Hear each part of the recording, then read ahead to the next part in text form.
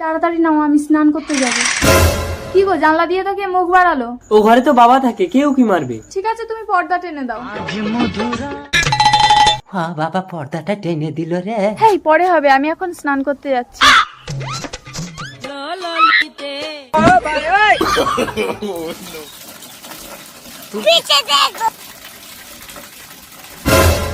কে বাথরুমের উপরে?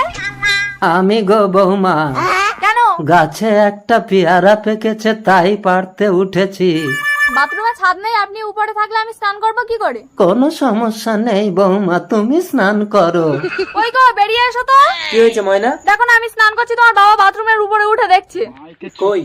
এক্ষুনি তো ছিল, কোথায় গেল? তোমার সমস্যাটা কি বলো তো? তুমি কি আমার বাবাকে তাড়াতে চাইছো? তুমি আমাকে অবিশ্বাস করছো?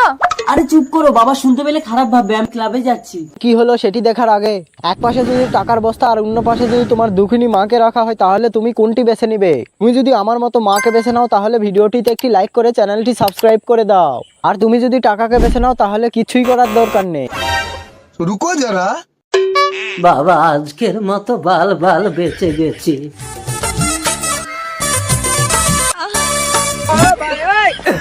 কি হলো, আপনি আমার ঘরে কেন আর দরজা বন্ধ করলেন কেন? আসলে বৌমা, তোমার শাশুড়ি তো মারা গেছে। কি হয়েছে ময়না? দেখ না খোকা, তোর চরিত্রহীন বউ একটা বৃদ্ধ মানুষকে টেনে ভেতরে ঢোকাচ্ছে। মিথ্যে কথা। কিছু বলতে হবে না। আমি ঘরে মোবাইলের ক্যামেরা অন করে রেখে ক্লাবে গেছিলাম। খোকা, আমি বৃন্দাবনে চলে যাব। তোমার মতো মানুষ বৃন্দাবনে গেলে বৃন্দাবনটাও অপবিত্র হবে। তার চেয়ে বরং আমরাই বাড়ি ছেড়ে চলে যাচ্ছি। যাস না খোকা, আমি বড় একা হয়ে গেলাম গো।